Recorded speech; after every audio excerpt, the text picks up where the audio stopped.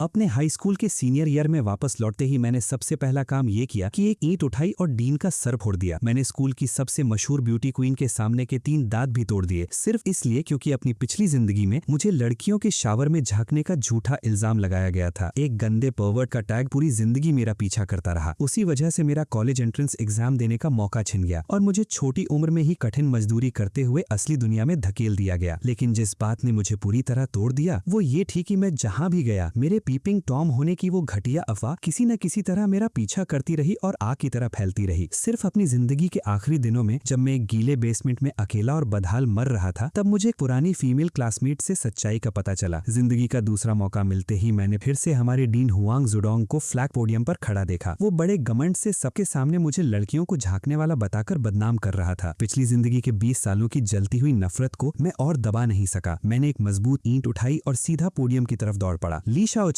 बेवकूफ, तू क्या कर रहा है? हुआंग जुडोंग के बेचारे गंजे सर पर पसीना बह रहा था। वो जान बचाने के लिए फ्लैग पोडियम के चक्कर पागल की तरह लगा रहा था। मैंने दांत भींच लिया और पागल कुत्ते की तरह उसका पीछा करने लगा। मैं दोबारा जन्म ले चुका हूँ, अब तुम जैसे कमीने मुझे कभी नहीं दबा सकते। इधर वापस आओ। मैं पूरी ताकत से गरजा। हुआंग जुडोंग ने कभी सोचा भी नहीं था कि एक स्टूडेंट उससे इतनी बुरी तरह दौड़ाएगा। वो टीचर की अपनी बची खुची इज्जत बचाने की कोशिश करते हुए चिल्लाया, ली शाओचिन, इतनी छोटी उम्र में ही तो लड़कियों के शावर में झांकने वाला घटिया आदमी बन गया है। बदतमीज, क्या तू सच में टीचर पर हमला करने की कोशिश कर रहा है? तुझे स्कूल से निकाल दिया जाएगा। मैं पक्का करूंगा कि तुझे पूरी तरह एक्सपेल कर दिया जाए। जैसे ही उसने ये कहा मैंने ईंट फेंकी। ईंट जोर से पत्थर के पोडियम पर लगी और तुरंत टुकड़े टुकड़े हो गई। उड़ते हुए ईंट के तेज टुकड़े हुआंग जुडोंग पर जा लगे, जिससे वो दर्द से चीख उठा। वो इतना डर गया कि जोर जोर से रोते हुए फ्लैग पोल के चक्कर पागल की तरह लगाने लगा, बिल्कुल फंसे हुए चूहे की तरह। एक जूता पूरी तरह निकल चुका था और उसकी पैंट घुटनों तक सरक रही थी। फिर भी उसने एक पल के लिए भी रुकने की हिम्मत नहीं की। उसका चश्मा टेढ़ा लटक रहा था, लेकिन डर के मारे उसे ठीक करने तक की हिम्मत नहीं हुई। वो लगभग रो पड़ने वाला था। वो बस स्टूडेंट्स की भीड़ पर चीख सकता था, क्या देख रहे हो? प्रिंसिपल को बुलाओ अभी के अभी। इस बदतमीज का दिमाग पूरी तरह खराब हो गया है। लेकिन हुआंग जुडोंग अपनी बात पूरी कर पाता उससे पहले ही एक दिल दहला देने वाली चीख गूंज उठी। तमाशा देख रहे स्टूडेंट्स डर के मारे पीछे हट गए और फ्लैग पोल के आसपास लगभग 5 मीटर का खाली घेरा बन गया। एक भी इंसान आगे बढ़ने की हिम्मत नहीं कर सका और मैं सबके सामने हुआंग जुडोंग की जांघ पर ईंट दे मारी। उसे लड़खड़ाते और गिरते देख मैं पागल चीते की तरह उस पर टूट पड़ा। मैंने ईंट पकड़ी और सीधा उसके सर की तरफ घुमा दी। तेरी ऐसी की तैसी, तूने मुझे फंसाया था, लड़कियों के बाथ हाउस में झांकने का झूठा इल्जाम लगाया था, तूने मेरी पूरी जिंदगी बर्बाद कर दी, जहन्नम में जा। धड़ाम। हुआंग जुडोंग ने वक्त पर अपना सर एक तरफ घुमा लिया। ईंट जोर से कंक्रीट के फ्लोर पर लगी और तुरंत टुकड़े टुकड़े हो गई। तेज टुकड़े ऊपर उछल गए और उसके तेल चिकने मोटे चेहरे पर 3 गहरे चीरे लगा गए। हर तरफ खून बहने लगा। ईंट का एक टुकड़ा उसके कान के किनारे को भी छू गया था। सब कुछ खून से लथपथ और बुरा हाल हो गया। दर्द और डर इतना ज्यादा था कि उसकी पैंट गीली हो गई। वो जमीन पर कसाई के पास जा रहे मोटे सुअर की तरह तड़पता और चीखता रहा। वो मेरी एक भी बात ढंग से सुन नहीं पा रहा था। ली शाओचिन, तेरी हिम्मत कैसे हुई टीचर पर हाथ उठाने की? तुझे एक्सपेल कर दिया जाएगा। मैं पक्का तुझे स्कूल से निकलवाऊंगा, बदमाश कहीं का। इस दौरान ईंट पकड़ने वाला मेरा दाया हाथ जोर के झटके से दर्द कर रहा था और बेकाबू होकर कांप रहा था। लेकिन उस कचरे को देखकर जिसने मेरी पिछली जिंदगी बर्बाद कर दी थी, मेरे अंदर उबलती नफरत फट पड़ी। मैं पीछे से हुआंग जुडोंग पर टूट पड़ा और पूरी ताकत से दोनों मुक्के बरसाने लगा। मैं उसके सिर पर लगातार वार कर रहा था। ये मेरी बदनामी करने के लिए है। हरामी, लड़कियों के शावर में झांकने वाला तू था। मैंने तुझे रंगे हाथ पकड़ा था और तू उल्टा इल्जाम मुझ पर लगा रहा है। बीमार दिमाग वाला तू है। हर जगह अपनी पैंट छोड़ने वाला भी तू ही है। जहन्नम में जा। धाड़ धाड़ धाड़। मेरे मुक्के बिना रुके मशीन की तरह हुआंग जुडोंग के सिर पर पड़ रहे थे। उसका मोटा और बदसूरत चेहरा मेरे मुखों और सख्त कंक्रीट के बीच इधर उधर झटके खा रहा था। कुछ ही पलों में उसकी नाक और मुंह से खून बहने लगा। वो पूरी तरह चक्कर खा गया था और उसकी कमजोर चीखें धीरे धीरे और हल्की पड़ती जा रही थी। प्रिंसिपल को बुलाओ। मैं पागल आदमी की तरह बस मारता ही रहा। जब मेरे बाजू पूरी तरह सुन्न पड़ गए तब भी मैंने दांत भींचकर उसे पीटना नहीं छोड़ा। हर बार जब मुझे पिछली जिंदगी की असहनीय बेइज्जती याद आती, मेरे अंदर की जलती हुई नफरत मेरे शरीर को उसकी हदों से आगे ढकेल देती। एक नई ताकत लगातार मेरे अंदर उमड़ती रहती, जबकि हुआंग जुडोंग मुश्किल से हिल पा रहा था। जब वो मौत के करीब पहुंच चुका था, तभी स्टूडेंट्स की भीड़ अचानक एक तरफ हट गई। सफेद बालों और चश्मे वाले बुढ़े प्रिंसिपल वांग दे लू घबराई हुई लड़कियों के एक झुंड के साथ दौड़ते हुए आ गए। फ्लैग पोल के नीचे खून से भरा मंजर देखकर वो लगभग सदमे से बेहोश हो गए। उन्होंने तुरंत पूरी ताकत से चिल्लाकर कहा, बस करो, अभी के अभी रुक जाओ। ली शाओचिन, तुम आखिर कर क्या रहे हो? टीचर जैंग, टीचर ली, जल्दी जाओ और इसे अलग करो। जैसे ही उन्होंने हुक्म दिया, डरे हुए टीचर्स होश में आए और मुझे खींचकर अलग करने के लिए दौड़ पड़े। मैं पहले ही हुआंग जुडोंग को पीटने में अपनी सारी ताकत लगा चुका था, इसलिए ज्यादा विरोध नहीं कर सका। कई टीचर्स ने मेरे बाजू पकड़ लिए और जोर से मुझे पीछे खींच लिया। 2 और आदमियों ने आगे बढ़कर बुरी तरह पिट चुके हुआंग जुडोंग को उठाया। उसका चेहरा खून, नाक के पानी और आंसुओं से भरा हुआ था। अपनी सूजी बुझी हुई आंखों से उसने प्रिंसिपल को देखा और तुरंत रोना शुरू कर दिया। प्रिंसिपल, आपको मेरे लिए इंसाफ करना होगा, इस बदमाश को एक्सपेल कर दीजिए। इस दौरान मुझे अब भी मेल टीचर्स ने मजबूती से पकड़ा रखा था। मैं छूट नहीं सकता था, लेकिन गुस्से में दांत निकालते हुए हवा में लात मारकर गर्जा, मुझे छोड़ो, मैं इसे फाड़ दूंगा। एक्सपेल करोगे, मुझे कोई फर्क नहीं पड़ता, मैं फिर भी इसे खत्म कर दूंगा। प्रिंसिपल कोई बड़ी चीज नहीं है। अंधे और बेवकूफ बुढ़े, आओ सामने, तुम कमीनों ने मुझे फंसाया है और अब मैं चुपचाप सब सहने वाला नहीं हूँ, बुढ़े कचरे। ये सुनते ही प्रिंसिपल वांग दे लू का ब्लड प्रेशर तुरंत बढ़ गया। वो वहीं गिरने वाले थे, लेकिन खुद को संभालने के बाद उनके हाथ गुस्से से कांप रहे थे। उन्होंने कांपते हुए उंगली मेरी तरफ की और गरज कर बोले, तुम किस क्लास के स्टूडेंट हो? तुम्हारी हिम्मत कैसे हुई टीचर पर हमला करने की? कौन सही है और कौन गलत, इससे कोई फर्क नहीं पड़ता। टीचर्स का सम्मान सबसे ऊपर है, तुम्हें जवाब देने का कोई हक नहीं है, और पूरे स्कूल के सामने किसी स्टाफ मेंबर पर इतना हिंसक हमला करना तो बिल्कुल भी नहीं। क्या इसी तरह तुम उन टीचर्स का एहसान चुकाते हो जो तुम्हें पढ़ाते हैं? इतना कहना ही था कि बुरी तरह पिटा हुआ और खून से लथपथ हुआंग जुदोंग जोर जोर से लोता हुआ प्रिंसिपल के पैरों में गिर पड़ा। उसने बुढ़े प्रिंसिपल की टांगे कसकर पकड़ ली। प्रिंसिपल, ये बदमाश पूरी तरह से काबू से बाहर हो गया है। ये लड़कियों के शावर में छुपकर झांक रहा था और मैंने इसे रंगे हाथ पकड़ा था। बहुत सी लड़कियां मेरी गवाही दे सकती हैं। इस बदमाश को एक्सपेल करना ही होगा, इसे हर हाल में एक्सपेल करना होगा। वांग देलू गुस्से से बार बार सिर हिला रहा था। हालात को शांत करने की कोशिश करते हुए उसने कहा, चिंता मत कीजिए मिस्टर हुआंग, हमारे स्कूल के नियम और डिसिप्लिन बहुत सख्त हैं। अगर इसने ऐसी हरकत करने की हिम्मत की है तो इसे जरूर उसकी सजा मिलेगी। आजकल के बच्चों को नतीजों की जरा भी परवाह नहीं है। अचानक मैंने बिल्कुल रहम नहीं किया और उन पर वापस जोर से चिल्ला पड़ा। मुझे अब किसी नतीजे की परवाह नहीं थी। बुढ़े हरामी, तो खुद को प्रिंसिपल कहता है, तुझे सही और गलत का फर्क तक नहीं पता। सच्चाई अभी तक सामने नहीं आई और तू आराम से एक स्टूडेंट का पूरा फ्यूचर बर्बाद कर रहा है। तुझे लगता है तो अपनी बकवास से मेरी बदनामी कर सकता है? आजा, तुम्हारे स्कूल के रूल सख्त होंगे लेकिन मेरे मुक्के भी कम नहीं है। मुझे छोड़ो, मैं तुम्हें ऐसा थप्पड़ मारूंगा कि होश ठिकाने आ जाएंगे। मेरे इस अचानक फट पड़ने पर आसपास के टीचर्स के चेहरे सफेद पड़ गए। उन्हें यकीन ही नहीं हो रहा था। वो मुझे दहशत भरी नजरों से देख रहे थे, जैसे सोच रहे हो कि क्या ये लड़का पागल हो गया है। स्टूडेंट्स की भीड़ तुरंत हंगामे में बदल गई। पूरा स्कूल प्लाजा फुसफुसाहट और चीखों की आवाजों से गूंज उठा। उनके चेहरे देखने लायक थे। पूरी जिंदगी टीचर्स की अंधी बात मानने और गलत इल्जाम लगने पर भी चुप रहने की आदत डाल चुके स्टूडेंट्स को ये सब देखकर अजीब सा रोमांच महसूस हो रहा था। किसी को इस बात की परवाह नहीं थी कि मैंने सच में लड़कियों के शावर में झांका था या नहीं, बल्कि वो मेरी हिम्मत देखकर हैरान थे। सबके सामने टीचर को पीटना ही काफी पागलपन था, लेकिन प्रिंसिपल को गाली देना, ये तो उन्होंने कभी सुना तक नहीं था। ऐसा मंजर उन्होंने पहले कभी नहीं देखा था। वांग देलू गुस्से में लगातार सिर हिला रहा था और उसका ब्लड प्रेशर आसमान छू रहा था। ठीक है, ठीक है, ठीक है, ठीक है, मिस्टर हुआंग ने तुम्हें रंगे हाथ पकड़ा और फिर भी तुम मान नहीं रहे। पुलिस को बुलाओ, चलो पुलिस ही बुला लेते हैं। जैसे ही उसने ये कहा, रो रहा हुआंग जुदोंग अचानक बुरी तरह कांप गया। उसका रोना तुरंत रुक गया और उसकी आंखों में साफ घबराहट दिखने लगी। प्रिंसिपल, इस मामले में पुलिस को लाने की जरूरत नहीं है ना, इसे बस एक्सपेल कर देते हैं, बात खत्म। वो अपनी बात पूरी भी नहीं कर पाया था कि स्कूल यूनिफॉर्म पहनी हुई पोनी टेल वाली एक सुंदर लड़की भीड़ में से निकलकर दौड़ती हुई आई। वो सीधा प्रिंसिपल के पास पहुंची और बेकाबू होकर रोते हुए बोली, प्रिंसिपल प्लीज, मेरे भाई से एक पल की बेवकूफी हो गई। मैं स्कूल से भीख मांगती हूँ, उसे एक और मौका दे दीजिए। मेरे भाई को अपनी गलती का एहसास है, उसे सच में अपनी गलती समझ आ गई है। कॉलेज एंट्रेंस एग्जाम्स बिल्कुल पास हैं। मेरा भाई यूनिवर्सिटी में एडमिशन ले सकता है। उसका फ्यूचर अभी भी बहुत रोशन है, उसे एक्सपेल नहीं किया जा सकता। वांग देलू का सिर गुस्से से फटा जा रहा था। इस लड़की को अचानक दौड़ कर आते देख उसने तुरंत भौहें चढ़ा दी और आसपास के टीचर्स की तरफ उलझन भरी नजर से देखा। ये कौन है? आखिर यहाँ हो क्या रहा है? उसकी बात सुनते ही मुझे पकड़े हुए मेल टीचर्स में से एक ने घबराहट भरे चेहरे के साथ जल्दी से समझाया, प्रिंसिपल, ये दोनों कजिन हैं। ली शियाओ चेन के पिता ने जाओ परिवार में शादी की थी और जाओ लिंगलिंग की मौसी से विवाह किया था। ये फर्स्ट कजिन्स है। जाओ लिंगलिंग एक ऑनर स्टूडेंट है और लगातार अपनी ग्रेड के टॉप 30 स्टूडेंट्स में रहती है। ली शियाओ चेन भी बहुत ब्रिलियंट स्टूडेंट है, आसानी से टॉप 10 में आता है। इसमें बहुत ज्यादा पोटेंशियल है और इसने हमारे स्कूल की तरफ से कई कॉम्पिटिशन्स में हिस्सा लिया है। इसने स्कूल के लिए बहुत सारे अवार्ड्स भी जीते हैं। इससे पहले ऐसा कुछ नहीं हुआ। क्या यहाँ कोई गलतफहमी हो सकती है? हमें इतनी जल्दी फैसला नहीं करना चाहिए। ये दोनों अच्छे बच्चे हैं, इनके ग्रेड्स हमेशा बहुत अच्छे रहे हैं। जाओ लिंगलिंग बुरी तरह रो रही थी और उसका दिल टूटा हुआ लग रहा था, जैसे वो सच में अपने भाई के फ्यूचर के लिए डरी हुई हो। वो लगातार रोती हुई सिर हिलाकर प्रिंसिपल से विनती करती रही, प्रिंसिपल, शायद ये मेरे भाई की पहली बार थी जब उसने लड़कियों के शावर में झांका। प्लीज, मैं स्कूल से भीख मांगती हूँ, उसे एक और मौका दे दीजिए। मेरे भाई को अपनी गलती का एहसास है, उसे सच में समझ आ गया है कि उससे गलती हुई है। कॉलेज एंट्रेंस एग्जाम्स में सिर्फ 3 महीने बचे हैं, आप उसे एक्सपेल नहीं कर सकते। ये सुनकर प्रिंसिपल वांग देलू का दिमाग पूरी तरह उलझन में पड़ गया। अपनी ग्रेड के टॉप 10 स्टूडेंट्स में से एक ब्रिलियंट स्टूडेंट को अगर वो सीधा एक्सपेल कर देता तो स्कूल एक बहुत बड़ा मौका खो देता। अगर एक और स्टूडेंट किसी टॉप टियर एलीट यूनिवर्सिटी में एडमिशन पा लेता तो अगले साल के एडमिशंस के लिए वो स्कूल की सबसे बड़ी एडवर्टाइजमेंट बन सकता था। लेकिन उसका घमंडी रवैया देखो, उसे जरा सा भी पछतावा नहीं था। न सिर्फ उसने पूरे स्कूल के सामने डीन ऑफ स्टूडेंट्स की बुरी तरह पिटाई कर दी थी, बल्कि प्रिंसिपल को भी गाली दी थी। ये तक कह दिया था कि उन्हें सही और गलत का फर्क नहीं पता और उन्हें बुढ़ा सुअर तक कह दिया था। इतना सब होने के बाद भी उसे एक्सपेल ना किया जाए तो बाकी स्टूडेंट्स को डिसिप्लिन डिसिप्लिन कैसे किया जा सकेगा। कुछ देर के लिए वैंग डेलू सच में समझ नहीं पाया कि इस मामले को कैसे संभाले। इसी वक्त भीड़ में से कुछ लड़कियां अचानक आगे बढ़कर जाओ लिंगलिंग के पास आ गईं। टीचर्स मुझे पकड़े हुए थे और वो गुस्से से मुझे घूर रही थी। दांत भींचकर उन्होंने कहा, लिंगलिंग, उस गंदे आदमी का बचाव करना बंद करो। ये पहली बार नहीं है जब इसे शावर के पिछले विंडो से झांकते हुए पकड़ा गया हो। बिल्कुल, यहाँ की बाकी लड़कियों की सुरक्षा के लिए इसे एक्सपेल करना ही होगा, जैसे ये कॉलेज जाने लायक हो। जब मैं सेकेंड ईयर में थी, मुझे हमेशा लगता था कि गर्ल्स शावर के पिछले विंडो से कोई हमें देख रहा है। ली शाओकिन एक बीमार दिमाग वाला पर्वर्ट है, इसे एक्सपेल करना ही पड़ेगा। लेकिन जाओ लिंगलिंग आंसुओं के बीच सिर्फ सर हिलाती रही और सबसे बेचैनी से विनती करती रही। पूरे स्कूल के सामने वो लड़कियों के सामने बार बार झुकती रही और लगातार माफी मांगती रही। उसका रवैया इतना ज्यादा ईमानदार और विनम्र लग रहा था कि देखने वाले हर इंसान का दिल पिघल गया। मुझे माफ कर दीजिए, मैं बहुत बहुत माफी चाहती हूँ। मैं सच में माफी चाहती हूँ सबसे। मैं अपने भाई की तरफ से आपसे माफी मांगती हूँ। वो दोबारा कभी भी शावर में आपको झांकने की कोशिश नहीं करेगा। प्लीज, मैं आपसे विनती करती हूँ। मैं टीचर्स और स्कूल से हाथ जोड़कर विनती करती हूँ, मेरे भाई को एक आखिरी मौका दे दीजिए। जो भी हो, उसे एक्सपेल मत कीजिए। उसे अभी कॉलेज एंट्रेंस एग्जाम्स देने हैं, उसे यूनिवर्सिटी में एडमिशन लेना है। इतनी सी गलती की वजह से उसकी पूरी जिंदगी बर्बाद नहीं हो सकती। मैं आपसे भीख मांगती हूँ। उसे इतनी बेचैनी और दर्द के साथ रोते देखकर, जिसे देखकर किसी का भी दिल टूट जाए। न सिर्फ टीचर्स एक दूसरे की तरफ झिझक भरी नजरों से देखने लगे, बल्कि वो लड़कियां जो दावा कर रही थी कि उन पर नजर रखी गई थी, उनके चेहरे पर भी उलझन दिखने लगी। उनके दिल नरम पड़ने लगे। ठीक है लिंगलिंग, तुम्हारा दिल बहुत अच्छा है। सिर्फ तुम्हारी वजह से हम इस बात को यहीं छोड़ देते हैं। हम और मामला नहीं बढ़ाएंगे। क्या ये ठीक रहेगा? लिंगलिंग, अपने भाई से सबके सामने माफी मंगवाओ और उससे कसम दिलवाओ कि वो दोबारा कभी भी गर्ल्स बाथ हाउस के पिछले विंडो से नहीं झांकेगा। हम उसे माफ कर देंगे। बिल्कुल, उसे अपनी गलती माननी होगी, उसे माफी मांगनी होगी। जैसे ही जाओ लिंगलिंग ने ये सुना, वो खुशी के आंसुओं में फूट पड़ी। वो बिना एक पल गवाए सबको बार बार झुककर धन्यवाद देने लगी। फिर वो जल्दी से मेरी तरफ दौड़ी। उसके चेहरे पर घबराहट साफ दिख रही थी। प्लीज भाई, बस मान लो कि तुमसे गलती हुई है। सबसे माफी मांग लो और वादा करो कि तुम दोबारा गर्ल्स बाथ हाउस के पिछले विंडो से कभी नहीं झांकोगे। सब तुम्हें माफ कर देंगे। प्लीज, बस मान लो। ये देखकर टीचर्स ने राहत की सांस ली। वो जाओ लिंगलिंग की तारीफ किए बिना नहीं रह सके। उसे एक प्यारी, समझदार और दयालु लड़की बताने लगे। मुझे पकड़े हुए मेल टीचर्स ने भी सुकून की सांस ली और आखिरकार मेरे हाथ छोड़ दिए। सबको लग रहा था कि मैं उसकी बातों से पिघल जाऊंगा, अपनी गलती मान लूंगा और माफी मांग लूंगा। टीचर्स को भी लगा कि अभी भी हालात संभलने की गुंजाइश है। लेकिन जैसे ही उन्होंने मुझे छोड़ा, मेरे चेहरे पर जल रहा गुस्सा जरा भी कम नहीं हुआ। मैंने कुछ गहरी सांसें ली, अपने कंधे घुमाए और सीधा लिंगलिंग के सामने जाकर खड़ा हो गया। मैंने आसपास नजर डाली, जहां टीचर्स मुझे उम्मीद भरी नजरों से देख रहे थे। फिर मेरी नजर उन लड़कियों के झुंड पर गई जो खुद को विक्टिम्स बता रही थीं और क्यूरियस क्लासमेट्स की भीड़ में खड़ी थीं। आखिर में मेरी नजर झाओ लिंगलिंग पर जाकर टिक गई, जो मेरे सामने बेचारी सी शक्ल बनाकर रो रही थी। कौन सोच सकता था कि मेरी सबसे ज्यादा भरोसेमंद कजन ही इस पूरी साजिश की असली मास्टरमाइंड थी। गलती मान लूं, मेरी जूती। दांत भींचकर मैं उसकी तरफ झपटा और अपनी पूरी ताकत से झाओ लिंगलिंग के माफी मांगते हुए खूबसूरत चेहरे पर एक जोर का थप्पड़ जड़ दिया। थप्पड़ की ताकत से वो सीधी मुंह के बल जमीन पर जा गिरी। पूरा मैदान एक पल में अफरा तफरी में भर गया। हर तरफ चीखें गूंज उठी, लेकिन मुझे किसी की परवाह नहीं थी। सबको नजरअंदाज करते हुए मैं फिर से उस पर टूट पड़ा। जहन्नम में जा, तू एक जहरीली नागिन से ज्यादा कुछ नहीं है। ये सब तूने ही प्लान किया था। और सोच, पिछली जिंदगी में मैं 20 साल से ज्यादा वक्त तक तेरा शुक्रगुजार रहा। असल में जिस इंसान को मैं सबसे ज्यादा पीटना चाहता था, वो तू ही थी और तू खुद चलकर मेरे सामने आ गई। एक तेज लात के साथ मेरा पांव सीधा उसके जबड़े पर लगा। धड़ाम! झाओ लिंगलिंग के मुंह से तुरंत 2 दांत बाहर निकल आए। उसने खून और टूटे हुए दांतों का एक बड़ा सा गुच्छा थूक दिया और दर्द से भयंकर चीख मारी। उसकी आंखें डर से फट गई थी जब वो पीछे हटने के लिए रेंगने लगी। उसे रोको, इस कचरे को रोको, इसे एक्सपेल करो। ये देखकर कि मैं एक और मुक्का मारने वाला हूँ, डरे हुए टीचर्स का एक झुंड कांपते हुए दौड़ पड़ा और मुझे फिर से जोर से दबाकर पकड़ लिया। पूरा फ्लैग स्क्वायर तुरंत अफरा तफरी में डूब गया। मुझे जमीन पर गिरा दिया गया और दर्जनों हाथों ने मुझे कसकर पकड़ लिया। मैंने दांत भींच लिए और पागल आदमी की तरह गरजा, मुझे छोड़ो, चाहे मुझे एक्सपेल कर दिया जाए, मैं तुम सब झूठे कमीनों के साथ लेकर डूबूंगा। मुझे फिर से जमीन पर दबाया हुआ देखकर बाकी टीचर्स झाओ लिंगलिंग को उठाने के लिए दौड़ पड़े। झाओ लिंगलिंग लफ्जों को साफ बोल भी नहीं पा रही थी और लगातार खून थूक रही थी। उसका पहले वाला सुंदर चेहरा पूरी तरह बर्बाद हो चुका था। टूटे दांतों के साथ उसका चेहरा बहुत ही भयानक लग रहा था। जमीन पर दबाए गए मुझे देखकर वो पागलों की तरह चीखने लगी, इसे एक्सपेल करो, निकम्मे कचड़े, तेरी हिम्मत कैसे हुई मुझ पर हाथ उठाने की। इसने लड़कियों के बाथ हाउस में झांका और अब टीचर पर भी हमला कर दिया। इसने मुझे मारा है, इसे हर हाल में एक्सपेल करना होगा। झाओ लिंगलिंग की पागलों जैसी चीखों के साथ सब कुछ पूरी तरह काबू से बाहर होता नजर आ रहा था। प्रिंसिपल वांग डेलू इतना गुस्से में था कि उसका दिमाग गूंज रहा था। उसने एक नजर खून से लथपथ और पहचान में न आने वाले डीन हुआंग जुदोंग पर डाली। फिर उस लड़की को देखा जिसके 2 दांत अभी अभी लात से टूट गए थे। स्कूल की मशहूर सुंदर लड़की के होंठ फट चुके थे और चेहरा बिगड़ गया था। उस पल वांग डेलू को महसूस हुआ कि उसका ब्लड प्रेशर आसमान छू रहा है। मेरा सर फटा जा रहा है। अगर मैंने इस मामले को सही से नहीं संभाला तो प्रिंसिपल के रूप में मेरा करियर खत्म हो जाएगा। मेरा दिमाग फटा जा रहा है। इसे ऑफिस में ले जाओ, अभी बंद करो, इसके पेरेंट्स को बुलाओ, हर हाल में इसके पेरेंट्स को बुलाओ। प्रिंसिपल के हुक्म के बाद डरे हुए मेल टीचर्स ने एक पल की भी देरी नहीं की। उन्होंने मुझे पागल पागल सी हालत में मजबूती से दबाकर पकड़ा और घसीट कर डिसिप्लिन ऑफिस ले गए। बाकी स्टूडेंट्स को टीचर्स ने तुरंत वहां से हटा दिया। स्टूडेंट्स को क्लासेस में वापस भेजने के बाद झाओ लिंगलिंग और बाकी घायलों को इलाज के लिए हॉस्पिटल भेजने का इंतजाम किया गया। पूरा स्कूल अफरा तफरी में डूब चुका था। एडमिनिस्ट्रेशन बिल्डिंग के अंदर तीनों फ्लोर्स पर लगातार गालियों और गरजती हुई चीखें गूंज रही थी। सारे टीचर्स अपने ऑफिस के दरवाजों पर खड़े कांपते हुए बाहर झांक रहे थे और धड़कते दिल से इस घटना की चर्चा कर रहे थे। फर्स्ट फ्लोर की डिसिप्लिन ऑफिस का दरवाजा जोर जोर से कांप रहा था जब मैं उस पर बार बार टकरा रहा था। बूढ़े हरामी, तुझे सही और गलत का फर्क तक नहीं पता। और जाओ लिंगलिन, दो चेहरे वाली सांप, तूने मेरी जिंदगी के 20 साल बर्बाद कर दिए और मैं उल्टा तेरा शुक्रगुजार था। इतनी फिक्र दिखाने का नाटक करती थी, मुझे गलती मान लेने के लिए कहती थी, जैसे मेरी तरफ से रहम की भीख मांग रही हो, जबकि असल में ये सब एक साजिश थी मुझे फंसाने की। और ऊपर से मुझे एहसास दिलाया कि मैं तेरा एहसानमंद हूँ। हुआंग, बूढ़े कुत्ते, मुझे बाहर निकाल, मैं तुम सबको बर्बाद कर दूंगा। चाहे मुझे स्कूल से निकाल दिया जाए, फिर भी वापस आऊंगा और तुम सबसे हिसाब चुकाऊंगा। मेरे गुस्से भरे गरजने के साथ एक और जोर का धमाका हुआ, जैसे कोई भारी चीज दरवाजे से टकरा गई हो। तब जाकर कमरे के अंदर का हंगामा थोड़ा शांत हुआ। वैंग डेलू तीसरी मंजिल की सीढ़ियों के पास खड़ा था, पसीने में तरबतर। वो लगातार टिश्यू निकालकर अपना माथा पूछ रहा था। कांपती हुई आवाज में घबराहट के साथ वो रेलिंग पर बार बार हाथ मारते हुए बोल रहा था, ली शियाचुन के पेरेंट्स कहाँ हैं? जल्दी उन्हें यहाँ बुलाओ, इस लड़के का दिमाग पूरी तरह खराब हो गया है। इसी दौरान फर्स्ट फ्लोर के डिसिप्लिन ऑफिस में मेरे हाथ डीन की भारी महागनी डेस्क के कोनों को मजबूती से पकड़े हुए थे। मैंने अपनी पूरी ताकत लगा दी, मेरी नसें उभर आई थी, चेहरा लाल हो गया था और मैंने वो दहाड़ निकाली जो 20 साल से ज्यादा समय से मेरे अंदर दबी हुई थी। अचानक मेरे अंदर एक डरावनी ताकत का विस्फोट हुआ। धड़ाम, हवा तक हिल गई और पूरी एडमिनिस्ट्रेशन बिल्डिंग हल्का सा कांप उठी। कई 100 पाउंड वजन वाली भारी महोगनी डेस्क वहीं की वहीं उलट गई। ऐसा लगा जैसे किसी ने भारी हथौड़ा उठाकर सब टीचर्स के दिल पर दे मारा हो। पिछली जिंदगी के 20 साल से ज्यादा का गुस्सा निकालने के बाद मैं उलटी हुई डेस्क से टेक लगाकर भारी सांसें लेने लगा। मेरा सीना तेज तेज उठ रहा था और गिर रहा था। मैंने दांत भींच लिए, लेकिन फिर भी दिल को सुकून नहीं मिला। सिर्फ 2 सामने के दांत, मैं उसे बहुत आसानी से छोड़ दिया था। पिछली जिंदगी की छोटी छोटी बातें याद करते हुए मुझे अचानक सब समझ आ गया। जाओ लिंगलिंग हर बार मेरे पास क्यों आती थी जब भी मैं कोई नई जॉब शुरू करता था, और उसके जाने के कुछ वक्त के बाद मेरे पीपिंग टॉम होने की झूठी अफवाह मेरे नए वर्क प्लेस में क्यों फैल जाती थी। हर बार मेरी जॉब चली जाती थी। गुस्से में मैंने दांत भींच लिए। मैं उसे कभी माफ नहीं करूंगा। अब जब मुझे दोबारा जन्म मिला है तो ये गुस्सा जरूर निकालूंगा। इस जिंदगी में मेरे पास अगले 20 सालों की यादों का फायदा है। मुझे पता है कौन से इंडस्ट्रीज और अपॉर्चुनिटीज मुझे अमीर बना सकती हैं। चाहे मुझे एक्सपेल कर दिया जाए, चाहे मैं कॉलेज एंट्रेंस एग्जाम न दे पाऊं, फिर भी मैं सबसे ऊपर उठूंगा। मैं अगले 20 सालों के हर बड़े ट्रेंड को पकड़ूंगा। दुनिया का सबसे अमीर आदमी बनूं या ना बनूं, बिना एक दिन काम किए कुछ मिलियन कमा लेना मेरे लिए बच्चों का खेल होगा। लेकिन अगर मैं कॉलेज एंट्रेंस एग्जाम नहीं दे सकता तो जाओ लिंगलिंग भी एग्जाम देने का सपना भूल जाए। जिंदगी भर की नफरत का बदला जिंदगी भर के दर्द से चुकाया जाएगा। कोई भी मेरे रास्ते में नहीं आएगा। जब मैं यहाँ से निकलने का तरीका सोच रहा था तब मेरी नजर एक बड़ी और चमकदार साफ शीशे की खिड़की पर पड़ी। वो बिल्कुल साफ थी। मैंने बाहर देखा, स्कूल गेट के पास वो दोनों खून से लथपथ हरामियों को टैक्सी में बिठाया जा रहा था और सीधा हॉस्पिटल भेजा जा रहा था। ये देखते ही मेरा खून खौल उठा। तुम लोग सोचते हो हॉस्पिटल जाकर आराम से इलाज करवा लोगे? क्या मैंने इजाजत दी है? ये सोचकर मैंने तुरंत नीचे देखा और बर्बाद हो चुके ऑफिस में बेचैनी से कुछ ढूंढने लगा। मेरी नजर डेस्क पर रखे एक भारी कास्ट आयरन के बैल के शोपीस पर जा टिकी। उसी वक्त जब बिल्डिंग के सारे टीचर्स ने राहत की सांस ली, धड़ाम, एक जबरदस्त धमाका गूंज उठा। शीशा हर तरफ बिखर गया। मैं उलटती हुई महोगनी डेस्क पर चढ़ा और सीधा खिड़की के बाहर छलांग लगा दी। मैं जमीन पर गिरा और तुरंत पागलों की तरह मेन गेट की तरफ दौड़ पड़ा। मैं सीधा उस टैक्सी के पीछे भागा जो हॉस्पिटल की तरफ जा रही थी। मैं उन दोनों कमीनों को एक पल के लिए भी ऐसे नहीं छोड़ने वाला था। प्रिंसिपल वैंग डेलू अभी अभी अपने ऑफिस में वापस जाकर चाय का एक घोंट ही लिया था, लेकिन जैसे ही उसने शीशा टूटने की आवाज सुनी, उसने नीचे देखा और मुझे स्कूल के गेट से बाहर भागते हुए देखा। वो इतना डर गया कि उसके मुंह से चाय छिड़क गई। उसका कांपता हुआ हाथ बाहर की तरफ इशारा कर रहा था। उसका पीछा करो, जल्दी उसके पीछे जाओ, फोन करो, ली शाओटैंग और जाओ लिंगलिंग के पेरेंट्स को बोलो स्कूल ना आए, सीधा हॉस्पिटल पहुंच जाए। हे भगवान, कितनी बड़ी मुसीबत हो गई। इतना कहते तक वैंग डेलू ठंडे पसीने में भीग चुका था। वो लगभग रोने जैसा लग रहा था और घबराहट में टीचर्स के एक झुंड को लेकर नीचे दौड़ पड़ा। उधर मैं हॉस्पिटल की तरफ पागल की तरह भाग रहा था। गुस्से से भरा हुआ मैं स्कूल गेट से बाहर निकला, लेकिन बेबस होकर टैक्सी को दूर निकलते देखता रहा। मैंने गुस्से और बेचैनी में जोर से चीखा, लेकिन बदला लेने का मौका मैं किसी भी हालत में नहीं छोड़ने वाला था। मैं दोबारा जन्म लेकर आया था। अगर इतना सब सहकर भी ये गुस्सा अंदर दबा लेता तो ये बहुत ही बेइज्जती वाली बात होती। मुझे अच्छी तरह पता था क्या हो रहा है। स्कूल की रेपुटेशन बचाने के लिए प्रिंसिपल और टीचर्स पुलिस को बुलाने की हिम्मत नहीं करेंगे। इसका मतलब था कि मेरे पास अभी भी हॉस्पिटल में उन तक पहुंचने का वक्त था। चाहे मैं उन्हें मार ना पाऊं, लेकिन उनकी जिंदगी में ऐसा डर छोड़ूंगा जो वो कभी नहीं भूलेंगे। मैंने कंधे के ऊपर से पीछे देखा। टीचर स्कूल से बाहर दौड़ते हुए आ रहे थे और जोर जोर से चीख रहे थे। मेरे दिमाग में तुरंत एरिया का पूरा मैप उभर आया। पिछली जिंदगी में मैंने इस शहर में 20 साल से ज्यादा ऑड जॉब्स की थी। फूड डिलीवरी, पार्सल डिलीवरी, भारी सामान उठाना, मैंने सब कुछ किया था। मैं ये नहीं कहूंगा कि मुझे हर गली याद थी, लेकिन मैं लगभग चलती फिर की मैप ही था। मैंने तुरंत सबसे बेहतर भागने का रास्ता निकाल लिया। टीचर्स मेरे पास पहुंच पाते उससे पहले ही मैं स्कूल के पास वाली एक तंग गली में घुस गया और पूरी रफ्तार से उसमें से निकल गया। सिर्फ कुछ इंटरसेक्शंस पार करने के बाद ही मैंने अपने पीछे पड़े सारे टीचर्स को छुड़ा दिया। मैंने जल्दी से अपनी लोकेशन समझी और सीधा हॉस्पिटल की तरफ निकल पड़ा। कुछ ही देर में मैं हॉस्पिटल के एंट्रेंस पर पहुंच गया। मेरे पास ही एम्बुलेंस से खून में लथपथ एक इमरजेंसी पेशेंट को स्ट्रेचर पर निकालकर अंदर ले जाया जा रहा था। मुझे तुरंत समझ आ गया कि मैं सही जगह पर हूँ। ये स्कूल के सबसे पास और सबसे बड़ा हॉस्पिटल था, शैंग लू सिटी थर्ड पीपल्स हॉस्पिटल। बस यही जगह थी। मैंने जल्दी से आसपास नजर दौड़ाई। मुझे एक हथियार चाहिए था। अचानक वेटिंग एरिया की प्लास्टिक चेयर्स के पास मेरी नजर एक भारी लकड़ी की लाठी पर पड़ी जिसमें पकड़ने के लिए हैंडल लगा हुआ था। मेरी आंखें चमक उठी। मैंने तुरंत लाठी उठाई और सीधा इमरजेंसी डिपार्टमेंट की तरफ दौड़ पड़ा। मैं बिल्कुल किसी शैतान की तरह लग रहा था। दांत भींचकर मैं हर जगह उन दोनों चूहों को ढूंढ रहा था, लेकिन काफी ढूंढने के बाद भी वो मुझे कहीं नजर नहीं आया। जब मैं दूसरी मंजिल के कॉरिडोर से गुजर रहा था और पूरी तरह उलझन में था, तभी मैंने नीचे लॉबी में 4 घबराए हुए लोगों को दौड़ते हुए देखा। उनमें आगे चल रही महंगे कपड़े पहनी एक औरत रोती हुई आवाज में एक नर्स का हाथ पकड़कर बोली, नर्स, मेरी बेटी किस रूम में है? उसका नाम जाओ लिंगलिंग है। उसे अभी फर्स्ट मिडिल स्कूल से लाया गया है। वो कैसी है? उसके पास खड़ा सफेद शर्ट और जैकेट पहना एक मिडिल एज्ड आदमी गुस्से में चिल्लाया, हॉस्पिटल डायरेक्टर को यहाँ बुलाओ। अगर मेरी बेटी को कुछ भी हुआ तो मैं तुम सबको नहीं छोड़ूंगा। तुम्हें पता भी है मैं किस डिपार्टमेंट में काम करता हूँ? दवाओं की ट्रे पकड़ी हुई नर्स इस सबसे बिल्कुल नहीं डरी। उसने एक सांस भरकर जवाब दिया, आप फर्स्ट मिडिल स्कूल से लाए गए टीचर और स्टूडेंट की बात कर रहे हैं ना? उन्हें बाहरी चोट लगी है। हम उनके जख्म साफ कर चुके हैं और ब्लीडिंग रोक दी गई है। वो अभी तीसरी मंजिल पर रूम 308 में है। नर्स ने कहा, हमने लड़की को एडमिट कर लिया है। उसके 2 दांत टूट गए हैं और होंठ फट गया है। उसे स्टिचेस लगाने पड़ेंगे। जैसे ही नर्स ने ये बात खत्म की, अमीर कपड़े पहनी हुई औरत का चेहरा सदमे से बिल्कुल सफेद पड़ गया और उसके पैर लड़खड़ा गए। वो वहीं पीछे की तरफ गिरने लगी। बाकी लोग घबराकर तुरंत उसे संभालने के लिए आगे बढ़े। होश संभालते ही वो औरत जोर जोर से रोना शुरू कर दिया। मेरी बेचारी लिंगलिंग, उसका चेहरा कितना सुंदर था, अब उसका चेहरा बिगड़ गया। अब वो बाहर लोगों का सामना कैसे करेगी? सुन रहे हो नली, तुम्हारे हरामी बेटे ने ये घटिया काम किया है। अगर मेरी बेटी को कुछ भी हुआ तो मैं उसे बर्बाद कर दूंगी। उसके पास खड़ा जाओ गैंग अपनी पत्नी को कसकर पकड़े हुए था। नर्स की बात सुनकर उसने गुस्से में दांत पीस लिए। गुस्से से कांपते हुए उसने पीछे खड़े 2 लोगों की तरफ घूर कर देखा। देखो तुम्हारे जानवर बेटे ने क्या हाल कर दिया है। वो अपनी बात पूरी भी नहीं कर पाया था कि दूसरी मंजिल के कॉरिडोर से एक जोर का धमाका सुनाई दिया। किसी ने स्टेनलेस स्टील का डस्टबिन गिरा दिया था। उसके तुरंत बाद मेरी तीखी नजर वाली शक्ल हाथ में वॉकिंग स्टिक पकड़े हुए और सीधा रूम 308 की तरफ सीढ़ियां चढ़ते हुए नीचे खड़े चारों लोगों की नजर में आ गई। बस एक पल की झलक ही, लेकिन जाओ गैंग ने तुरंत मुझे पहचान लिया और घबराहट में चीख उठा। वो बदमाश तीसरी मंजिल की तरफ जा रहा है। क्या उसे स्कूल में बंद नहीं किया गया था? अपनी पत्नी को पकड़े हुए ही वो पीछे मुड़कर जोर जोर से गालियां देते हुए चिल्लाया, क्या देख रहे हो, जल्दी उसके पीछे जाओ। ये देखकर नर्स ने धीरे से गाली दी। Oh no. फिर वो तुरंत मदद बुलाने के लिए भागी। सिक्योरिटी, कोई तीसरी मंजिल पर हंगामा करने जा रहा है, हमें तुरंत बैकअप चाहिए। एक पल में पूरा हॉस्पिटल अफरा तफरी में डूब गया। उधर जैसे ही मैं तीसरी मंजिल पर रूम 308 के पास पहुंचा, मुझे अंदर से आवाज सुनाई दी, मिस्टर हुआंग, बहुत दर्द हो रहा है, मेरे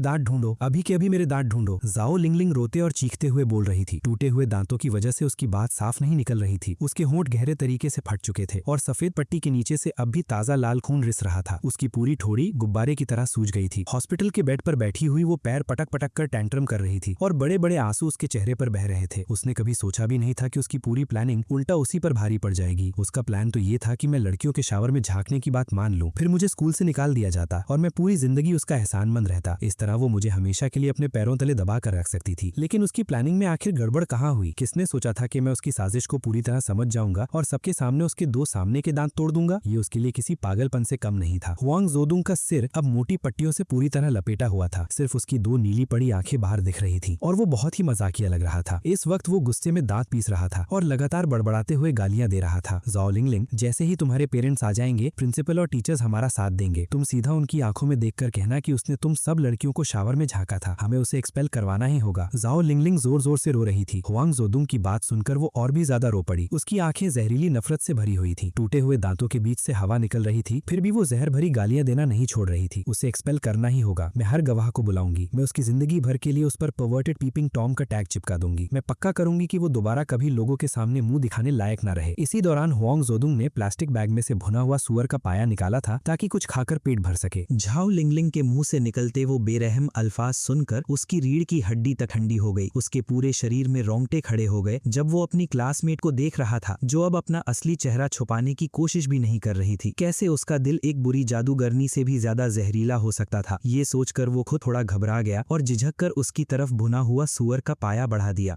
लिंगलिंग, पहले थोड़ा कुछ खा लो। झाओ लिंगलिंग अभी भी रो रही थी और अपना मुंह खुला रखे हुए थी ताकि हवा उसके जख्मों को थोड़ा आराम दे सके। हुआंग जोदुंग के हाथ में पाया देखकर वो फट पड़ी। मेरे पास दांत ही नहीं बचे। धड़ाम, वो दिल फाड़कर रो ही रही रही थी कि अचानक हॉस्पिटल रूम का दरवाजा जोर से लात मारकर खोल दिया गया। दोनों डर के मारे उछल पड़े और उनका रोना तुरंत रुक गया। मैं भारी सांसें ले रहा था। मेरे दाएं हाथ ने वॉकिंग स्टिक को इतनी जोर से पकड़ा हुआ था कि मेरी उंगलियां सफेद पड़ गई थी। रूम में बैठे उन दोनों को देखकर मैं शुद्ध गुस्से से हंस पड़ा। धड़। मैंने पीछे मुड़कर हॉस्पिटल का दरवाजा बंद कर दिया, फिर एक कुर्सी खींचकर दरवाजे के हैंडल के नीचे अटका दी। दांत पीसते हुए मैंने दोनों की तरफ सर हिलाया। बूढ़े कुत्ते हुआंग, तुझे लगता है तू पाया खाने लायक है? अगर तू साल के आखिर तक जिंदा बच गया तो उसे अपनी जिंदगी का सबसे बड़ा चमत्कार समझना। और तुम भी सफेद कमल झाओ, तुम्हारी भी खैर नहीं। ये लाठी खास तुम्हारे लिए लेकर आया हूँ। जैसे ही मेरे मुंह से ये अल्फाज निकले, रूम के अंदर से सुअर जैसी दो दिल दहला देने वाली चीखें गूंज उठी जो पूरे हॉस्पिटल के कॉरिडोर में फैल गई। मैं उछलकर आगे बढ़ा और एक जोर की फ्लाइंग किक सीधा हुआंग जुदोंग के मोटे और बेवकूफ चेहरे पर दे मारी। धड़ाम। एक बहरे कर देने वाली आवाज के साथ हुआंग जुदोंग हॉस्पिटल बेड से उलटकर नीचे गिर गया और उसके पैर हवा में फड़फड़ाने लगे। दर्द इतना था कि उसकी आंखों के सामने तारे घूमने लगे। ये मंजर देखते ही झाओ लिंगलिंग पूरी तरह टूट गई। उसने अपना सर पकड़ लिया और डर के मारे चीखने लगी। मैं हुआंग जुदोंग को और पीटने के लिए आगे बढ़ने ही वाला था कि मेरे कान के पास उसकी वो बैंशी जैसी चीख गूंज उठी। इससे मेरा गुस्सा और भड़क गया। मैंने बिना एक पल की झिझक के लाठी उठाई और सीधा उसके खून से भरे खुले मुंह में घुसा दी। अपना बकवास मुंह बंद कर। थ्वैक। लाठी सीधी अंदर घुस गई। उसने तुरंत झाओ लिंगलिंग के मुंह के कोने फाड़ दिए। जो खून मुश्किल से रोक पाया था वो फिर से बहने लगा। मुंह से खूनी झाग निकलते हुए वो सीधी पीछे गिर पड़ी और जमीन पर तड़पने लगी। पिछली जिंदगी के मेरे दो सबसे बड़े दुश्मन फिर से मेरे हाथ लग गए थे और मेरा गुस्सा चरम सीमा पर था। इसलिए मेरे अंदर एक अजीब सा रोमांच भर गया। मैंने अपने सामने रखा हॉस्पिटल बेड जोर से लात मारकर उलट दिया। झाओ लिंगलिंग इतनी डर गई कि कमरे के कोने में सिमटकर छोटे से चूजे की तरह गोल होकर बैठ गई। मुंह पकड़े हुए जहां से खून बह रहा था वो इतनी सदमे में थी कि रो भी नहीं पा रही थी। हुआंग जुदोंग मुश्किल से होश में वापस आ ही रहा था कि उल्टा हुआ हॉस्पिटल बेड उसके सर से टकरा गया। उसने तुरंत मुंह में दबाया हुआ पाया थूक दिया और नाक का पानी, आंसू और खून का बेहाल सा ढेर बन गया। खून, नाक का पानी और आंसू उसकी बैंडेज वाली शक्ल पर फैल गए थे जब वो चारों हाथ पैरों पर रेंगते हुए कमरे के कोने की तरफ भागने लगा। माँ प्लीज मुझे मत मारो, मैं दोबारा नहीं करूंगा। इस वक्त लगातार 2 झटकों ने उसकी सारी मानसिक हिम्मत तोड़ दी थी। झाओ लिंगलिंग के सामने जो सख्त आदमी बनने का नाटक कर रहा था वो पूरी तरह गायब हो चुका था। उसने कभी नहीं सोचा था कि उसे मेरे जैसा डरावना सपना देखने को मिलेगा। मैंने तो बस इस लड़के को लड़कियों के बाथ हाउस में झांकने के झूठे इल्जाम में फंसाया था। ये पागल तो सच में मुझे मारना चाहता है, लेकिन मैंने सिर्फ ठंडी हंसी हंसी। मुझे जरा भी फर्क नहीं पड़ा। पिछली जिंदगी में मुझे बेबस होकर देखना पड़ा था कि ये बूढ़ा हुआंग जुदोंग शहर के टॉप टीचर का खिताब लेकर शान से रिटायर हुआ था। हर महीने 18,000 की पेंशन ले रहा था और बाद में स्पेशल एक्सपर्ट के रूप में दोबारा नौकरी भी मिल गई थी। जैसे मैं उसे छोड़ने ही वाला था। इस जिंदगी में मैं सिर्फ उसकी पिटाई ही नहीं करूंगा बल्कि ये भी पक्का करूंगा कि वो दोबारा कभी टीचर ना बन सके। मेरे रास्ते में पड़ा वॉश बेसिन एक लात से दूर जा गिरा। मैं आगे बढ़ा, हुआंग शुडोंग की कॉलर पकड़ी और जोर से उसका सर ऊपर खींच लिया। बूढ़े कुत्ते हुआंग, लगता है मैंने अभी तक तुझे काफी नहीं पीटा। अभी भी भूख लगी है तो आज मैं तुझे इतना खिलाऊंगा कि फट जाएगा। मैंने वॉकिंग स्टिक मजबूती से पकड़ी और उसके मुंह की तरफ जोर से घुसा दी। खा खा खा। लाठी उसके कसकर बंद किए हुए सामने के दांतों से टकराई और भयानक भारी थड्स की आवाज निकलने लगी। ऐसी आवाज जो किसी के भी रोंगटे खड़े कर दे। दर्द ने हुआंग शुडोंग को और ज्यादा जोर से अपना जबड़ा बंद करने पर मजबूर कर दिया। वो अपना मुंह जरा सा भी खोलने की हिम्मत नहीं कर रहा था। उधर कोने में दुबकी हुई झाओ लिंगलिंग अभी मुश्किल से होश में आई ही थी कि उसने वो डरावनी पिटाई की आवाजें सुन ली। तुरंत उसके पूरे शरीर में कंपन दौड़ गई। डर के मारे उसके रोंगटे खड़े हो गए और उसका दिमाग लगभग काम करना बंद कर गया। खून से भरे मुंह के साथ उसने अपना सर पकड़ा और दरवाजे की तरफ पागलों की तरह रेंगने लगी। उसी वक्त कॉरिडोर में लोगों का एक बड़ा झुंड दौड़ता हुआ आया, जिसमें सबसे आगे मेरा बाप ली चांग था। वार्ड की ग्लास विंडो से अंदर झांककर जब उसने अपने बेटे को एक मोटी लाठी से किसी की बुरी तरह पिटाई करते देखा तो वो दहशत से भर गया। घबराकर उसने दरवाजे का हैंडल घुमाना शुरू कर दिया। हर बार हैंडल घूमता वो उस कुर्सी से टकराता जो मैंने हैंडल के नीचे अटका रखी थी। इसी दौरान झाओ गैंग भी अपनी पत्नी को लेकर दरवाजे तक पहुंच गया। अंदर से झाओ लिंगलिंग का खून से भरा डरा हुआ चेहरा देखते ही उसकी सांसें एक पल के लिए रुक गईं। फिर उसने ली चैंग को जोर से धक्का दिया। खून उतरी हुई आंखों के साथ वो अपने शरीर से दरवाजे को धक्के मारने लगा। अगर तूने मेरी बेटी को दोबारा हाथ लगाया ना तो मैं तुझे मार डालूंगा। मैं तुम दोनों ली खानदान के निकम्मों को झाओ फैमिली से निकलवा दूंगा। दरवाजा खोलो, दरवाजा खोलो। झाओ लिंगलिंग पूरी तरह डर से टूट चुकी थी। आखिर वो सिर्फ एक चालाक हाई स्कूल लड़की ही थी। उसे लगता था कुछ गंदी चालें चलकर वो सब पर भारी पड़ सकती है, लेकिन उसने कभी इतना पागलपन भरा बदला नहीं देखा था। डर के मारे वो इतनी सुन्न हो गई कि दरवाजा खोलना तक भूल गई। मुंह से खूनी झाग निकलते हुए वो ग्लास विंडो से चिपक गई और बाहर खड़े अपने माँ बाप से रो रो कर बोली, माँ पापा मुझे बचाओ। अपनी लाडली बेटी को खून से भरे मुंह के साथ इतनी बुरी हालत में देखकर झाओ गैंग और काई जिंग फेंग का दिल टूट गया। छोटी सी ग्लास विंडो के दोनों तरफ खड़ी ये फैमिली एक दूसरे को देखकर रो रही थी, जबकि बाहर भीड़ शोर मचा रही थी। इतना हंगामा था कि मेरी नजर भी उधर चली गई। मैंने हुआंग शुडोंग को एक तरफ फेंका और दांत भींचते हुए झाओ लिंगलिंग की तरफ मुड़ गया। रो रही है क्या? आज कुछ खाया नहीं? और जोर से रो। 20 साल पूरी एक जिंदगी। आज मैं बस थोड़ा सा ब्याज वसूल करने आया हूँ, मैंने दांत पीसकर धीमी आवाज में कहा। बूढ़े की खून लगी लाठी पकड़े हुए मैं धीरे धीरे जाओ लिंगलिंग की तरफ बढ़ने लगा। मेरे अंदर से निकलने वाली डरावनी औरा देखकर वो घबराकर उछल पड़ी और पागलों की तरह दरवाजे पर हाथ मारने लगी। वो बार बार पीछे मुड़कर मुझे देखती और डर के मारे चीखती हुई रोने लगी। दरवाजे के बाहर जाओ गैंग ने मेरी आंखों में खून उतरी हुई नीयत देख ली। उसके चेहरे का सारा रंग उड़ गया। कांपती हुई आवाज में वो दरवाजे के पार से चिल्लाया, पागल हो गया है क्या चुन? तू कर क्या रहा है? तेरा बाप एक निकम्मा घर जमाई है। लिंगलिंग जाओ फैमिली की बेटी है, हिम्मत है तो उसे हाथ लगा कर दिखा, तेरा काम तमाम हो जाएगा। मैं तुझे चेतावनी दे रहा हूँ, एक कदम आगे मत बढ़ाना। मुझे धीरे धीरे करीब आता देखकर काई जिंग फेंग इतना रो रही थी कि सांस तक नहीं ले पा रही थी। वो ग्लास पर हाथ मारती हुई दरवाजे के हैंडल की तरफ इशारा करने लगी। लिंगलिंग दरवाजा खोलो, लिंगलिंग अभी के अभी दरवाजा खोलो। लेकिन लिंगलिंग डर के मारे पूरी तरह अपना होश खो चुकी थी। उसका दिमाग अब बिल्कुल काम नहीं कर रहा था। वो बस अंधाधुंध दरवाजे पर हाथ मार रही थी और रोए जा रही थी। उसे ये तक एहसास नहीं हुआ कि दरवाजे के हैंडे के नीचे एक कुर्सी अटकी हुई है। माँ मुझे बचाओ! लेकिन उसकी चीख और तेज होती, उससे पहले ही मैं उसके बिल्कुल पीछे पहुंच चुका था। बिना जरा सी भी दया दिखाए मैंने उसके लंबे बालों का एक गुच्छा पकड़ा और उसे जोर से पीछे खींच लिया। धड़ाम! झाओ लिंगलिंग जोर से पीठ के बल जमीन पर जा गिरी। उसका सिर इतनी जोर से फर्श से टकराया कि वो पूरी तरह चक्कर खा गई। जैसे ही उसने आंखें खोली उसने मुझे अपने ऊपर झुके देखा और मेरे चेहरे पर ऐसी मुस्कान थी जैसे कोई शैतान उसके सामने खड़ा हो। मैंने लाठी को हवा में ऊंचा उठाया, बिल्कुल ऐसे जैसे उसके सिर में घुसा देने वाला हूँ। ये डरावना मंजर देखकर झाओ लिंगलिंग का पूरा शरीर कांप उठा। डर के मारे उसकी पैंट गीली हो गई और जमीन पर पेशाब का बड़ा सा दाग फैल गया। वो पागलों की तरह सिर हिलाते हुए चीखने लगी, भैया मुझे माफ कर दो, भैया मेरी गलती हो गई, मैं दोबारा कभी नहीं करूंगी, प्लीज रुक जाओ, मैं तुमसे भीख मांगती हूँ। झाओ गैंग लोते हुए चिल्लाया, भांजे अपनी बहन को छोड़ दो, मैं तुम्हारे सामने घुटने टेक दूंगा। अपनी बेटी को इतनी बुरी हालत में देखकर झाओ गैंग के पैरों में जान नहीं रही। जो आदमी हमेशा बाहर बहुत घमंडी और दबंग बनता था अब सीधा खड़ा भी नहीं हो पा रहा था। एक बड़ा आदमी छोटे बच्चे की तरह रो रहा था। दरवाजे से लगकर वो बार बार रहम की भीख मांग रहा था। बेशक उसे अच्छी तरह पता था कि उसकी बेटी ने क्या प्लान बनाया था। ये पूरी साजिश उस और उसकी बेटी ने मिलकर रची थी, लेकिन ये सब इस तरह नहीं होना था। प्लान तो सिर्फ इतना था कि मुझे लड़कियों के बाथ हाउस में झांकने की बात मानने पर मजबूर किया जाए, फिर मुझे स्कूल से निकाल दिया जाए और मेरी जिंदगी बर्बाद कर दी जाए ताकि मैं कभी सिर उठाकर ना चल सकूं। लेकिन अब ये सब क्या हो रहा था? ये डरपोक और बेवकूफ लड़का जो हमेशा अपने बाप की तरह ही कमजोर था, अचानक इतना पागल कैसे हो गया? इसने टीचर को पीट दिया और अब उसकी लाडली बेटी का भी ये हाल कर दिया। दरवाजे के बाहर मेरे प्यारे मामा जी को रोते और टूटते हुए सुनकर मेरे दिल में सिर्फ ठंडी हंसी ही आ रही थी। ना बाप अच्छा था न बेटी, दोनों एक जैसे थे। मैंने ठंडी हंसी छोड़ी और लाठी पर अपनी पकड़ और मजबूत कर ली। ध्यान से सुन झाओ, ये नकली आंसू बहाना बंद कर। यहाँ असल में क्या हुआ है ये तुम सबसे ज्यादा जानते हो। जब तुमने मेरी पूरी जिंदगी बर्बाद करने का फैसला कर लिया था तो अब मैं तुम में से किसी को नहीं छोड़ूंगा। बताओ मुझे भसाने का आइडिया किसका था? सच बताओ वरना कसम से इसे छेड़ दूंगा। जैसे ही मैंने लाठी नीचे की तरफ झटकी, झाओ लिंगलिंग ने दिल दहला देने वाली चीख मारी। उसने दोनों हाथों से खून लगी लाठी को पकड़ लिया और अपनी पूरी ताकत से रोकने की कोशिश करने लगी। वो जोर जोर से रोते हुए चीखी, पापा मुझे बचाओ। अपनी बेटी की दर्द भरी पुकार सुनते ही झाओ गैंग के पैर पूरी तरह जवाब दे गए और वो जोर से घुटनों के बल गिर पड़ा। फिर वो ली चांग के सामने बार बार सिर झुकाकर विनती करने लगा, ली भाई, जीजा जी चांग प्लीज, मैं तुमसे भीख मांगता हूँ, प्लीज अपने बेटे से कहो मेरी बेटी को छोड़ दे, सब मेरी गलती है, मैं मान लेता हूँ, सारा दोष मैं अपने सर ले लेता हूँ, ठीक है। अपने हमेशा घमंडी और हुक्म चलाने वाले साले को अचानक अपने सामने घुटनों पर गिरा देखकर ली चैंग पूरी तरह घबरा गया। वो भी तुरंत धड़ाम से घुटनों पर बैठ गया। बार बार सिर झुकाते हुए वो रोते रोते बोला, अरे मेरे प्यारे साले साहब, आप ऐसा मत कहिए, सब उस जानवर की गलती है जो मेरे घर में पैदा हुआ है। उसका दिमाग पूरी तरह खराब हो गया है। मैं बहुत शर्मिंदा हूँ, मैं भी घुटने टेकता हूँ। मैं कसम खाता हूँ कि लिंगलिंग के लिए उस नालायक की बुरी तरह पिटाई करूंगा। दोनों बड़े आदमी घुटनों के बल बैठकर पागलों की तरह एक दूसरे को बार बार झुककर माफी मांग रहे थे। ये देखकर उनकी पत्नियां पूरी तरह सन्न रह गईं। रोते हुए दोनों उन्हें उठाने के लिए दौड़ पड़ी। मेरी माँ जाओलान रोते हुए अपने रीढ़ विहीन पति को थप्पड़ मारते हुए चिल्लाई, अपने ली खानदान के इस नालायक बीच को देखो, देखो मेरी बेचारी भतीजी के साथ क्या कर रहा है, मैं तुमसे तलाक ले लूंगी। उसी अफरा तफरी के बीच वो जवान नर्स कई ताकतवर सिक्योरिटी गार्ड्स को लेकर तीसरी मंजिल पर पहुंच चुकी थी। दरवाजे के पास दोनों आदमियों को शादीशुदा जोड़े की तरह एक दूसरे को झुक झुक कर सलाम करते देखकर नर्स और गार्ड्स भी हैरान रह गए। लेकिन जैसे ही उन्होंने कमरे के अंदर झांक कर देखा, पूरा रूम उल्टा पुल्टा पड़ा था और बिल्कुल तबाह हो चुका था। घबराकर नर्स ने अपनी जांघ पर हाथ मारा और चीख पड़ी, आप दोनों अभी तक झुक झुक कर क्या कर रहे हैं? जल्दी दरवाजा खोलो और लड़की को बचाओ। ये सुनते ही काई जिंग फेंग और जाओ लान ने घबराकर अपने पतियों को खींचकर रास्ते से हटा दिया। काई जिंग फेंग बेचैनी से गार्ड से बोली, प्लीज मैं आपसे भीख मांगती हूँ, दरवाजा तोड़ दीजिए जल्दी, मेरी बेटी को वो छोटा शैतान बर्बाद कर रहा है। गार्ड्स को आता देखकर मुझे समझ आ गया कि मेरा वक्त खत्म हो रहा है। मैंने लाठी एक तरफ फेंकी और सीधा अपने पैरों का इस्तेमाल करना शुरू कर दिया। मेरा निशाना जाओ लिंगलिंग का वो चेहरा था जिस पर उसे स्कूल ब्यूटी होने का इतना घमंड था। मैंने उसके चेहरे चेहरे पर जोर से पैर मारा। उसे बदसूरत बनाना मुझे अजीब तरह का सुकून दे रहा था। आखिर ये निशान उसके साथ पूरी जिंदगी रहने वाले थे।